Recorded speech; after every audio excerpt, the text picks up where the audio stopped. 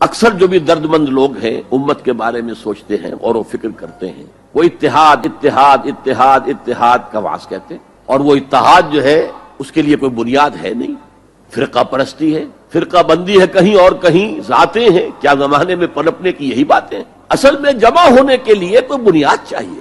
قرآن جمع کرتا ہے کس اعتبار سے؟ دیکھیے، جانوروں کا ایک گلہ ہے جا رہا ہے، بھیڑیں بکریوں کا، ایک آدھ کتا بھی ان کو کافی ہے جمع رکھنے کے لیے، ذرا بکری کو ادھر ہوئی، وہ کتا آیا، وہ پھر واپس اپنے گلے کے اندر مل گئی۔ لیکن انسانوں کو اگر جمع کرنا ہے تو پہلے ان کے اندر فکری اور ذہنی ہم آہنگی پیدا کرنا ضروری ہے، ان کے خیالات ایک جیسے ہوں، ان کے نظریات ایک جیسے ہوں، ان کے مقاصد ایک جیسے ہوں، ان کے طریقہ کار ایک جیسے ہوں۔ جب تک یہ چیزیں نہیں ہوں گی جمع کیسے ہو جائیں گے؟ اتحاد کا واس کہتے رہیے، کوئی نتیجہ نکلے گا ہی نہیں، اور نہیں نکل رہا۔ متحد کرنے والی شے صرف اللہ کی کتاب ہے، یہ آپ کے اندر فکری ہم آہنگی پیدا کرے، اور وہ بھی صرف قرآن کی تلاوت سے نہیں، قرآن کو سمجھنے سے، سمجھ کر پڑھنے سے۔ اگر اس طریقے سے قرآن کے ساتھ جڑ جایا جائے، مقصد ایک ہو جائے گا، اعلاء کلمت اللہ۔ اگر مقصد ایک ہوگا تو ہم مقصد لوگوں کو کہتے ہیں امت۔